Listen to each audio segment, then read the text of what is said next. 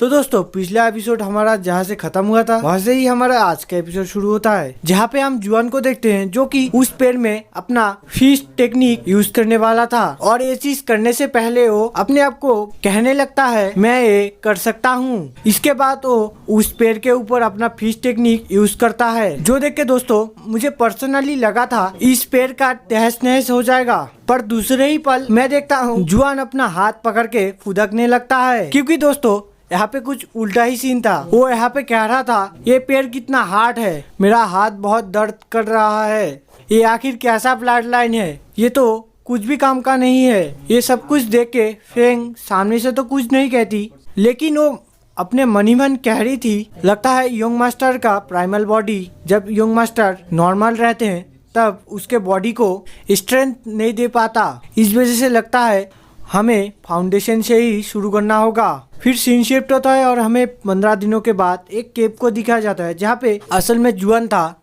जो कि यहाँ पे कल्टीवेशन कर रहा था और उसके चारों तरफ से जो ऑरा निकल रहा था वो एकदम फेंकी जैसा लग रहा था। तो जो भी हो फाइनली यहाँ पे जुआन अपना आंखें खोलता है। फिर वो खुश होते हुए कहने लगता है इस सन मून इन यांग टेक्निक के साथ मैं कंफर्टेबल महसूस कर रहा हूँ, जो मुझे बिग सिस्टर फेंग ने सिखाया है और ये सीखना सच में बहुत ही आसान है। फिर वो चिल्लाते हुए कहने लगता है मैं जीनियस हूँ।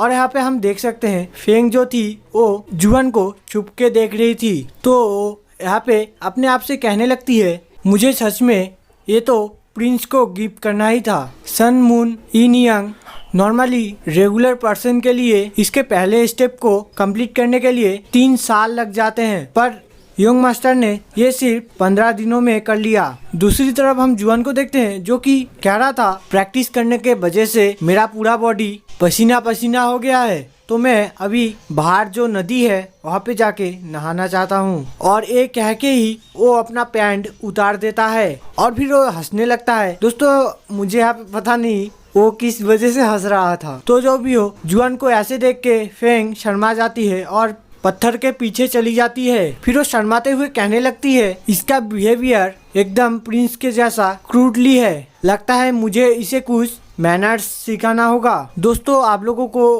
पहला लाइन अगर समझ में नहीं आया तो मैं आप लोगों को नॉर्मल तरीके से समझाता हूँ। वो यहाँ पे कहना चाहती थी जैसे कि कोई प्रिंस जिद्दी टाइप का होता है, उसे अगर कोई चीज पसंद आ गया तो वो वही करता है जो उसे पसंद आता है, और यही फेंग समझाना चाहती थी। फिर से हमें जुआन को दिखाया जाता है जो कि फेंग के बारे में सोच रहा था। वो असल में सोच रहा था बिग सिस्टर फेंग को मैं कुछ दिनों से नहीं देख रहा, वो कहाँ गई है। और तभी फेंग उसके सामने चली आती है, जो देख के जुआन डरते हुए पीछे की तरफ जाने लगता है। जो देख के फेंग शर्माते हुए जुआन को कहती है एक कल्टीवेटर के अंदर सेल्फ कॉन्फिडेंस होना चाहिए, तो तुम इतने आसानी से डरो मत। तो हम जुआन को देखते हैं जो कि वो चीज ढकते हुए कहने लगता है तुम जब आ रही थी तब मुझे आवाज क्यों नहीं दिया। इसके जवाब में फेंग कहती है मैं जब यहाँ पे आई थी तब मैंने देखा तुम सन मून इन यांग टेक्निक के साथ कंफर्टेबल हो रहे हो, तो मुझे लगा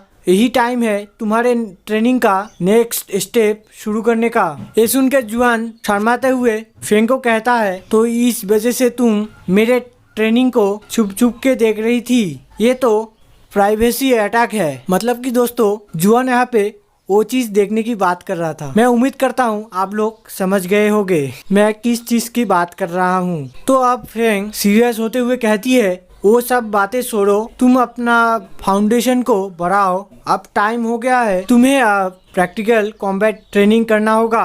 वो और भी कहती है इस इल्यूसोरी रियलम का जो जंगल है वहाँ पे ज्यादा अंदर जाने से तुम्हें बहुत पावरफुल मॉन्स्टर मिलेंगे जिन्हें तुम्हें हंटिंग करना होगा, और इस वजह से तुम्हें हंटिंग का एक्सपीरियंस होगा। ये सुन के जुआन यहाँ पे डरने लगता है और कहता है एक मॉन्स्टर को हंटिंग करना, ये मुझे फील हो रहा है कि मैं जैसे खुदकुशी करने जा रहा हूँ। फिर सीन शिफ्ट होता है और हमें दिखाया जाता है जुआन को जो कि उस जंगल के गहराई में जा रहा था। वो यहाँ पे जाते हुए बोलने लगता है विलेज के लोग ज्यादातर यहाँ पे हंटिंग करने के लिए और फायरवुड जमा करने के लिए आते थे, पर मैंने ये उन लोगों के मुंह से कभी नहीं सुना कि यहाँ पे मॉन्स्टर रहते हैं। इसका मतलब क्या बिग सिस्टर फेंग मेरे साथ मजाक कर रहे थे और ये सब वो जब सोच ही रहा होता है कि तभी उसे किसी का आवाज आता है। वो असल में एक लड़की थी जो कि हेल्प के लिए पुकार रही थी। तो दोस्तों इसी के साथ हमारा ये एपिसोड यहाँ पर ही खत्म होता है। वीडियो को अच्छा लगा हो तो प्लीज लाइक कर देना। अगर चैनल पे नए हो तो प्लीज सब्सक्राइब कर देना। तो मिलते हैं अगले किसी वीडियो में, तब तक के लिए बाय बाय।